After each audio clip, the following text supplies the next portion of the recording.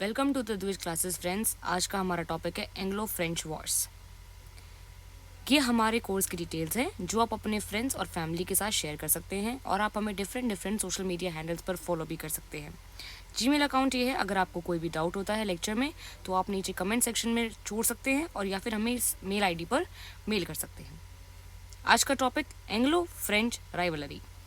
18th century के beginning में English और फ्रेंच दोनों की जो दोनों कंपनीज हैं, इनके ट्रूप्स आपस में compete कर रहे हैं। किस लिए? भारत में अपनी सुपरमेसी स्टैब्लिश करने के लिए। इन लोगों ने फ़ायदा उठाया डिक्लाइन ऑफ मुगल एम्पायर का, जिससे ये हमारे इंटरनल पॉलिटिक्स में इंटरफेयर करने लगे। अब इन्हें हम कार्नेटिक वॉर्स भी कहते हैं। क्यों? क्योंकि ये कार्नेटिक एक जगह है जो ईस्टर्न और वेस्टर्न घाट्स के बीच में है। वहाँ पर ये तीनों वॉर्स लड़े गए हैं, इसलिए हम इन्हें कार्नेटिक वॉर्स भी कहते हैं। पहला कार्नेटिक वॉर 1746 टू 1748। ये टाइमलाइन हमारे लिए याद रखना ज़रूरी है। मुगल एम्पायर के डिक्लाइन के बाद क्या हुआ कि जितने भी छोटे छोटे स्टेट्स थे जिनके गवर्नर मुगल राज्य में चल रहे थे, उन्होंने मुगल एम्पायर में औरंगजेब की डेथ के बाद अपने खुद के इंडिपेंडेंट स्टेट स्टैब्लिश कर लिए, जैसे कि निज़ाम उल मुल्क। इसने डेक्कन में अपना इंडिपेंडेंट स्टेट स्टैब्लिश कर लिया। अब कार्नेटिक एक जगह है जो, जैसा कि हमने देखा, कार्नेटिक का जो राजा है उसने निज़ाम की डोमिनियन को एक्सेप्ट कर लिया, है ना। Ruler of Carnatic accepted suzerainty of Nizam. क्या होता है कि 1740 में ऑस्ट्रियन वॉर ऑफ सक्सेशन शुरू हो जाता है यूरोप के अंदर, और इस ऑस्ट्रियन वॉर ऑफ सक्सेशन में ब्रिटिश और फ्रेंच आर्मीज एक दूसरे के साथ लड़ रही हैं, मतलब they are standing in opposition to each other. In that war England and France were in opposite camps, और अगर वो वहाँ पे लड़ रहे हैं तो भारत में भी एक दूसरे के साथ कॉन्फ्लिक्ट में आ गए। अब इसी बीच में क्या हुआ, फ्रेंच का गवर्नर है कौन? डुप्लिक्स। डुप्लिक्स कौन है? डुप्लिक्स वो आदमी है जिसने वो फॉर्मूला दिया कि आप भारत पे राज्य कैसे कर सकते हैं। जैसे कि इसने ये फॉर्मूला बताया कि अगर आपको इंडिया में अपनी सुपरमेसी स्टैब्लिश करनी है तो आपको जितने भी इंडिपेंडेंट स्टेट्स हैं उनके इंटरनल मैटर्स में आप दखलंदाजी करो, विभीषण को ढूंढो और अपना काम निकालो। डुप्लिक्स ने क्या किया, इंग्लिश के ऊपर ओपन अटैक शुरू कर दिया 1746 में, और यहाँ से शुरुआत होती है पहले कार्नेटिक के युद्ध की। अब इंग्लिश ने, अब भारत में युद्ध हो रहा है तो जाहिर सी बात है भारत में इनको किसी के सपोर्ट की भी ज़रूरत पड़ेगी। तो जो इंग्लिश है उन्होंने नवाब ऑफ कार्नेटिक अनवरुद्दीन से मदद मांगी, और फ्रेंच ने कंक्लूड करी एक ट्रीटी, किसके साथ? चंदा साहिब के साथ। तो फ्रेंच की टीम में कौन है? चंदा साहिब, और इंग्लिश की टीम में कौन है? अनवरुद्दीन। अब इंग्लिश आर्मी ने फ्रेंच को एक बहुत बड़ी मात दी। कहाँ पे? बैटल ऑफ अदयार में। कौन सी battle? Battle of Adyar near Madras. और इसी बीच में treaty of Aix-la-Chapelle sign हुई। कहाँ पे? यूरोप में, जिसने ऑस्ट्रियन वॉर ऑफ सक्सेशन का समाप्ति करी। और ये 1748 में ट्रीटी होती है जिसने ऑस्ट्रियन वॉर ऑफ सक्सेशन को क्या किया? खत्म। ये ट्रीटी सबसे ज़्यादा इंपॉर्टेंट है याद रखनी। तो फर्स्ट कार्नेटिक वॉर में कौन सी ट्रीटी हुई? Treaty of Aix-la-Chapelle. Now let's come to second Carnatic war. Timeline क्या है? 1749 टू 1754।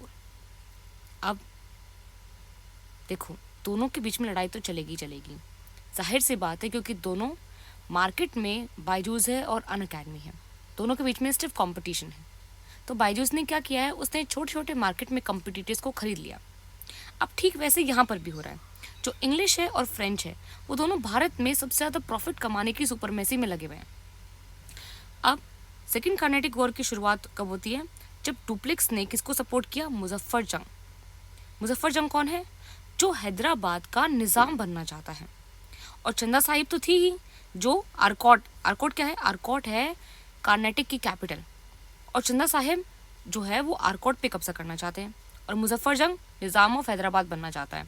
तो डुप्लिक्स ने ढूंढा कि हम किसकी सहायता करें, तो उन्हें कौन मिल गया? मुजफ्फर जंग और चंदा साहिब। अब ट्रूप्स ऑफ मुजफ्फर जंग, चंदा साहिब और डुप्लिक्स, यानी कि तीन लोग आपस में मिल गए, ट्रिपटाइट अलायंस, मुजफ्फर जंग की, चंदा साहिब की और डुप्लिक्स की। इन्होंने मिलके अनवरुद्दीन को हरा दिया। किसमें? बैटल ऑफ अंबूर में। कौन सी बैटल? बैटल ऑफ अंबूर में अनवरुद्दीन की हत्या कर दी। किसने? मुजफ्फर जंग, चंदा साहिब और डुप्लेक्स ने मिलके। अब इस बैटल के ख़त्म होने के बाद मुजफ्फर जंग को क्या मिल गया? निज़ामियत ऑफ हैदराबाद। चंदा साहिब को आरकोट मिल गया। और अब इस अनवरुद्दीन का जो बेटा है मोहम्मद अली, उसने भाग करके कहाँ पे शरण ली? तिरुचिरापल्ली में। और वहाँ इंग्लिश के ट्रूप्स ने उसको मदद भेजी। इसी दौरान मेन टाइम में जो ब्रिटिश कमांडर है रॉबर्ट क्लाइव, ये सबसे खतरनाक आदमी है जिसने भारत में इंग्लिश के एस्टैब्लिशमेंट की नींव रखी। रॉबर्ट क्लाइव ने आरकोट को कैप्चर कर लिया। किससे? चंदा साहिब से। और चंदा साहिब को का सर धड़ से अलग कर दिया तंजौर में। तो रॉबर्ट क्लाइव ने क्या कैप्चर कर लिया? अब आरकोट, क्योंकि बदला तो लेना ही है। क्योंकि जो रॉबर्ट क्लाइव है इंग्लिश है, उन्होंने ट्रीटी किसके साथ साइन की थी? किसके साथ? अनवरुद्दीन के साथ। और इसी बीच में जो डुप्लेक्स है, अब देखो ये चीज़ समझने की बहुत ज़रूरी है कि फ्रेंच जो कंपनी है ईस्ट इंडिया कंपनी, वो एक प्राइवेट कंपनी नहीं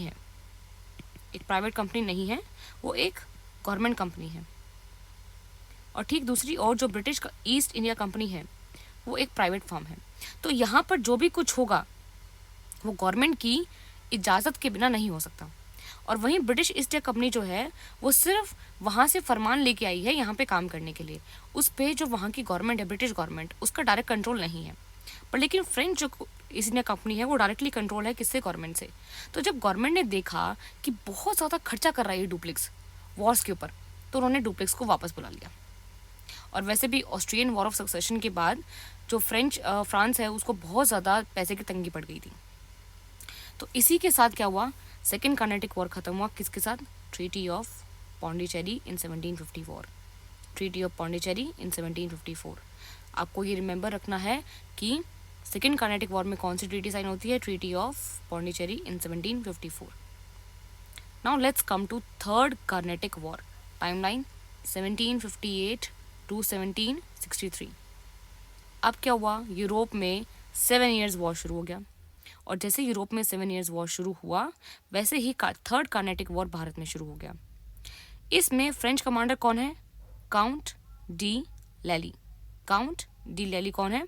फ्रेंच ट्रूप्स का कमांडर है। और ब्रिटिश की तरफ से जनरल कौन है? Sir Eyre Coote. और बैटल ऑफ वेंडी वॉश 1760 में ये तय हो चुका था कि भारत में सिर्फ एक ही सुपरमेसी है और जिसका नाम क्या है? ब्रिटिशर्स। वेंडी वॉश की जो बैटल थी उसमें ब्रिटिशर्स ने फ्रेंच आर्मी को बहुत पीटा और Pondicherry was captured and destroyed by British troops. Pondicherry capture कर ली थी ब्रिटिश ने और उसको डिस्ट्रॉय कर लिया था। 7 ईयर्स वॉर जब खत्म हुआ तो उसके साथ क्या हुई? ट्रीटी ऑफ पेरिस हुई, जिसके तहत जो मद्रास है वो अंग्रेज़ों को दे दिया गया और लुइसबर्ग एक जगह है नॉर्थ अमेरिका में जो फ्रेंच आर्मी से रख ली। फ्रेंच ने एग्री कर लिया कि वो अपनी एक्टिविटीज सिर्फ पौंडीचेरी, करिकल, माहे और यामने तक ही सीमित रखेंगे। और इसके साथ third Anglo French rivalry came to a close with British success and French failure. अब रीजंस देखते हैं कि why French were defeated. See, basically English were commercially and as a naval power were superior to French. वो commercially भी और naval power के competition में भी फ्रेंच ट्रूप्स से और आर्मी से बहुत ज़्यादा सुपीरियर थे। और जो फ्रेंच थी, जैसा कि मैंने बताया था कि जो फ्रेंच है, फ्रेंच ईस्ट इंडिया कंपनी थी, वो एक सरकारी कंपनी थी, इसीलिए उनको गवर्नमेंट से बहुत कम सपोर्ट मिल रहा था। French had only support in the Deccan but English had a strong base in Bengal. English had 3 important ports, Calcutta, Bombay and Madras, जबकि फ्रेंच के पास क्या था? सिर्फ और सिर्फ पौंडीचेरी। इंग्लैंड की विक्ट्री हुई यूरोपियन वॉर्स में, जिसने ये डेस्टिनी को तय कर दिया था कि जो फ्रेंच है वो इंडिया में ज़्यादा दिन टिक नहीं पाएंगे। इसी के साथ हमारा एंग्लो फ्रेंच वॉर्स टॉपिक खत्म होता है। Thank you, good luck, wish you all very best of luck, God bless you all.